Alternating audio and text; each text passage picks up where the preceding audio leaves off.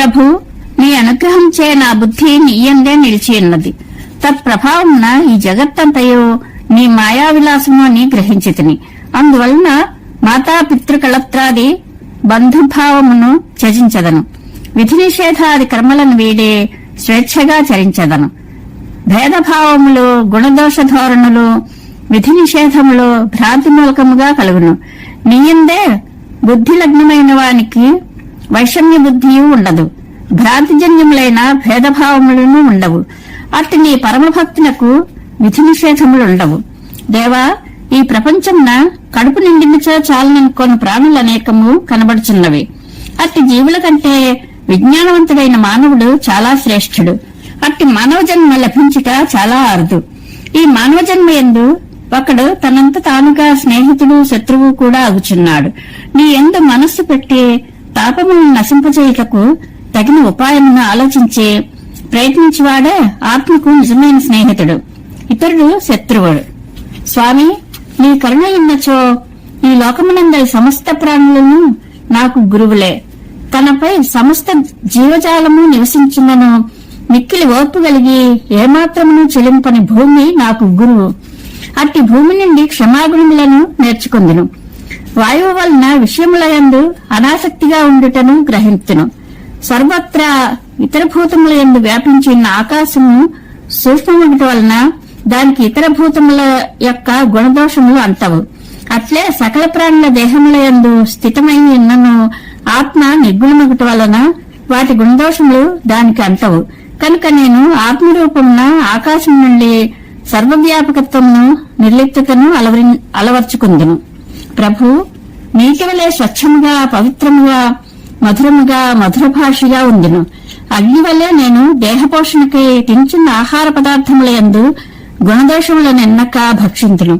వృక్షములు భిన్నముగా నున్నను అన్నిటి యందును ఒకే అగ్ని ఉన్నట్లు నేను కూడా ఆత్మరూపేణ అన్ని ప్రాణులను ఉన్నట్లు భావింతును. చంద్రుని కళలకు వృద్ధినాశములున్నట్లే వృద్ధినాశములు ఈ శరీరమునికే గాని ఆత్మకు కావని భావింతును. అట్లే సూర్యుడొక్కడే అయినను నీటి అలలయందు అనేకముగా కనిపించినట్లు జీవులు అనేకములున్నను అందరి ఆత్మ మాత్రము ఒక్కటియే అని నీ అనుగ్రహం వలన తెలుసుకొందును. పరమాత్మ పూర్వము ఒక బోయవాణి వల్ల చిన్న పావురము చిక్కుకొనెను. తన పుత్ర ప్రేమచే అక్కడే తిరుగుచున్న తండ్రి పావురము కూడా ఆ వలలో చిక్కుకొనెను. ఆ విధంగా ప్రేమ వలన నేను భంగుబాటు చెందను. ఆకలి కొన్నను కొండ చిలువ వలె దొరికిన దానిని మాత్రమే తించు తృప్తి చెందుదును. సముద్రము వలె అగాధముగా ఉందును. మిడత అగ్నికాంతులకు ఆకర్షితమున్నట్లు నేను స్త్రీలు మొదలగు వారే మోహమున చిక్కుకొనను. వివిధములకు పువ్వుల ఎందలి మకరందము గ్రోలడి తుమ్మిద వలె నేను సర్వశాస్త్రముల సారమైన భగవత్ స్మరణానురక్తిని పెంపొందించుకొందును. కాని అది దురాశకు పోయి మరణం పాలగుచుండును. అయితే దానివల్ల నేను అర్ధ సంశయమునకు పాల్పడి ప్రాణముల మీదకి తెచ్చుకొనను. జగద్గురు ఆడ ఏనుగు ద్వారా మగ ఏనుగు బంధింపబడినట్లు నేను స్త్రీల వ్యామోహంలో చిక్కుపడను. తుమ్మెద వలె అతిగా సంపాదించి పెట్టినచో ఇతరుడు దానిని అపహరించును. కావున అతి సంపాదన చెయ్యను. గీతములకు లేడి పరవశించిపోయి బంధింపబడిన కావున నేను గ్రామ్య గీతములపై అభిరుచి చూపను. ఎరపై ఆశ వలన గాలమునకు చిక్కు చేపల వలె మధురము రుచికరము అయిన భోజనమునకై ఉబలాటపడను. తుచ్చ సుఖములకు రోసి పరమాత్మ సేవానందములకు మరలిన పింగళ అను కాంత వలె నేను ఐహిక సుఖములకు విముఖుడనై పరతత్వ చింతనతో శాశ్వతానందమును పొందెదను. కురరియను పక్షి మాంసపు ముక్కను పట్టుకుని తన పిల్లలకు పెట్టవలనని తీసుకుని పోవచుండగా ఇతర పక్షులు దానిని చంపి ఆ మాంసపు ముక్కను ఎత్తుకుని పోయినవి. కావున నేను ధనాది రక్షణ కొరకై ఇతరుల వలన నశింపకుండా ఉండినట్లు చూసుకొందును. దేవా, మానవమానముల జోలికి పోనిచో సుఖంగా జీవింపవచ్చును అన్న విషయంను చిన్నపిల్లల నుండి గ్రహించును. ఏకాంతంగా ఉన్నప్పుడు ఆటంకములు తొలగి కార్యసిద్ధి కలుగును అన్న సత్యమును ఒంటిగాజుతో నన్న భేదకన్య చర్యను నేను పాటించును. పరమాత్మ యందు మనస్సు నిలిపిన వారికి ప్రపంచము యొక్క సంగతియే పట్టదు అను వాస్తవమును మహారాజు యొక్క సంచారమే పట్టక తన పనిని తాను చేసుకుని కార్మికుని దీక్ష నాకు ఆదర్శము.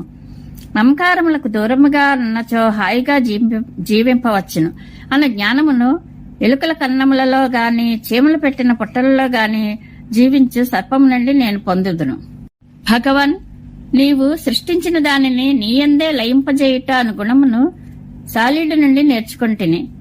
నిన్ను సదా ధ్యానించుట వలన నీ స్వరూపం కలుగునను విషయమును భ్రమరము నుండి నేర్చుకుంటుని. బ్రతికినప్పుడు మల రూపంలో ఉండి చనిపోయిన తర్వాత భస్మమగుచున్న ఈ శరీరము కూడా నాకు గొప్ప గురువు.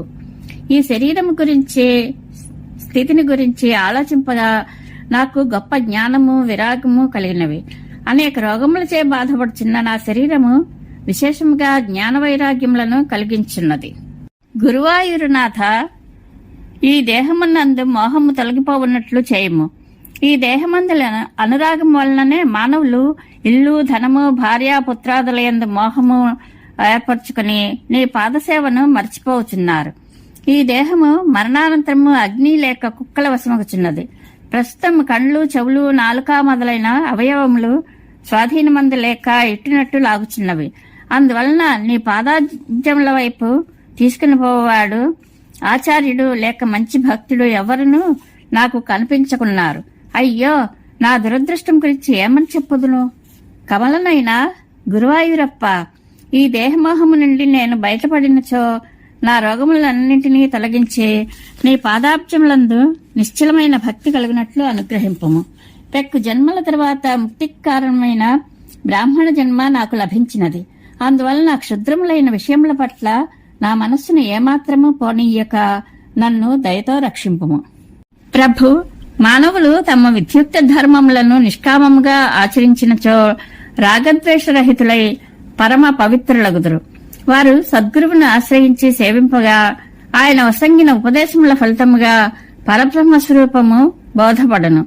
అది దేహేంద్రియముల కంటే భిన్నము, శుద్ధము, సర్వవ్యాపకము అని తెలియను. అగ్నితత్వము ఒకటే అయినను కట్టెల భేదములను బట్టి చిన్న జ్వాల, పెద్ద జ్వాల, మండుట, చల్లారుట అననవి సంభవించును. వివిధ సాధనములయందు ప్రవహించిన విద్యుత్తు ఒక్కటే అయినను ఉపాధి భేదమును బట్టి వేడిమి, చల్లదనము, కాంతి, శబ్దము మొదలగు గుణభేదములు గోచరించును. అట్లే త్రిగుణాత్మకమైన శరీర సంబంధమును అనుసరించి ఆత్మయందు నానాత్వము, స్థూలత్వము మొదలగు స్వభావములు ఆరోపింపబడుచున్నవి. ప్రభు, 2 అరణులను త్రచ్చినందువలన అగ్ని పుట్టును. అట్లే గురు శిష్యుల చర్చల వలన సమ్యక్ జ్ఞాన రూపాగ్ని జనించును. ఆ జ్ఞానాగ్నిచే కర్మవాసనలు, వాటి వలన ఏర్పడు దేహ సంసారముల భ్రాంతి అనడి అడవి దహింపబడును. అజ్ఞానము పూర్తిగా నశించిపోవటం వలన పరమ శాంతి ఏర్పడను. అప్పుడు ఆత్మ నీలోనే లీనమగును. అనగా తన్మయత్వము, భగవన్మయత్వము సిద్ధించును. స్వామి, సమస్త దుఃఖములు తొలగటకు నిన్ను పొందుట కంటే ఇతరమైన ఉపాయం ఏదియూ లేదు. రోగములను పోగొట్టు మందులు, రాజనీతికి సంబంధించిన సంధి విగ్రహాది షడ్గుణములు, యజనయాజనాది షట్కర్మలు మొదలైనవి ఒక్క పర్యాయము ఆచరించినచో సంపూర్ణ ఫలితము లభింపక వ్యవసాయము వల్లే మాటిమాటికి చేయవలసి వచ్చును. అయినను సంపూర్ణ ఫలితము లభించినదను విశ్వాసము కలుగదు. వేద మార్గములు కూడా అసంపూర్ణతాది దోషముల వలన సమస్త దుఃఖములను తొలగించలేకపోవచ్చున్నవి. ఒకప్పుడు వేద మార్గముల వలన స్వర్గాది ఫలితములు లభించినను మానవులు మదమత్తులై నిన్ను మర్చిపోయి పతితులగుచున్నారు. చివరకు అనంతమైన బాధలు పొందుచున్నారు. అందువలన నిన్ను ఆశ్రయించేటయే అన్నిటికంటే శ్రేయస్కరమైనది. దేవా, నీ నివాసమైన వైకుంఠము కంటే యోలోకము భయరహితము కాదు. సృష్టికర్త అయిన బ్రహ్మదేవుడు కూడా 2 పరార్థముల ప్రమాణము గల తన ఆయువు ముగియ కాలమున నీకు భయపడుచు సత్యలోకమున సుఖముగా ఉండజాలడు. ఇంకా అనేక దుష్కర్మలను ఆచరించి నరకబాధలకు లోనగు మానవుల దుర్గతిని గూర్చి చెప్పవలసినది ఏముండును? నీవు దయాసముద్రుడవు, ఆపద్బాంధవుడవు కనుక నా బంధములను ఛేదించి నన్ను కాపాడును. ప్రభు, యథార్థముగా నేను తన్మయుడను. నీలో లీనము అయినప్పుడు బంధమోక్షములకు తావులేదు. బంధము నీ మాయాశక్తి వలన ఏర్పడును. నీ జ్ఞానశక్తి మూలముగా మోక్షము ప్రాప్తించును. బంధము స్వప్నావస్థ వంటిది, మోక్షము జాగృతావస్థ వంటిది. నీలో లీనమైనప్పుడు స్వప్న జాగ్రత్త అవస్థలు రెండునూ ఉండవు. బద్ధజీవికి జీవన్ముక్తునకు భేదము గలదు. ఈ ఇద్దరును దేహమనడి వృక్షమును ఆశ్రయించిండు రెండు పక్షుల వంటి వారు. బద్ధజీవి ఐహికములైన సుఖదుఖములనడి ఫలములను అనుభవించుచుండును. జీవన్ముక్తుడు వాటి యందు ఆసక్తి చూపడు. స్వామి, జీవన్ముక్త స్థితి ఇట్టిది అని చెప్పినంత మాత్రమున కలుగు ప్రయోజనమేమి? చిత్తము నిర్మలముగా లేనివానికి ఆ స్థితి చాలా దూరముగా నుండును. నీ భక్తి మాత్రమే మనస్సును త్వరగా శుద్ధమనర్చును. అందువలన నాకు నీ యందు దృఢమైన భక్తి కలిగినట్లు అనుగ్రహింపము. అట్లు నీవు అనుగ్రహించినచో దాని ప్రభావమున నేను చేసేటి సమస్త కర్మఫలములను నిన్నే చేరును. ఆ భక్తికి గురూపదేశ జ్ఞానము కూడా తోడగటి వలన శీఘ్రముగానే బ్రహ్మజ్ఞానము ప్రాప్తింపగా సారూప్యముక్తిని పొందుదును.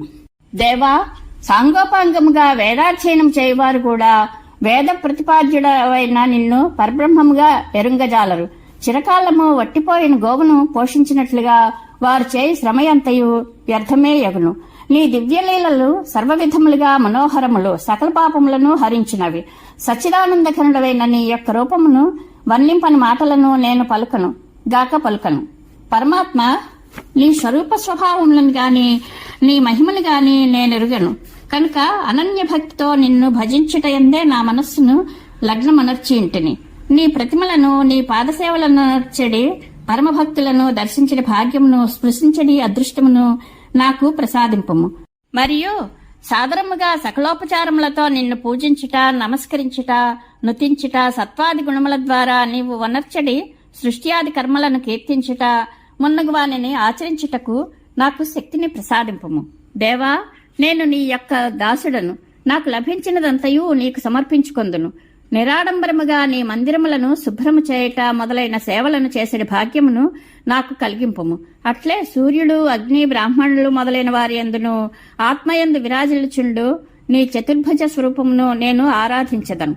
అదే విధముగా నా హృదయమున నీ ప్రేమరూపమైన భక్తి ఎల్లప్పుడూ ప్రవహించుచుండుగాక. ప్రభు, దానములు, హోమములు, వ్రతనియమములు, తపస్సులు, సాంఖ్యయోగ సాధనలు మొదలగు వాటి వలన కూడా నీ సచ్చిదానంద ఘనరూపమైన సారూప్యమోక్షము లభ్యము కాదు. కాని మిగుల భాగ్యశాలినులైన గోపికలు మాత్రము దానిని నీ సాంగత్యము వలననే పొందగలిగిరి. పరమభక్తులైన ఉద్ధవాదుల కంటెను గోపికల అనన్య భక్తినే నీవు మిగుల ఆదరింతువు. కాబట్టి నీ పాదపద్మములపై నాకు దృఢమైన భక్తిని ప్రసాదింపుము. నా రోగములను రూపుమాపుము.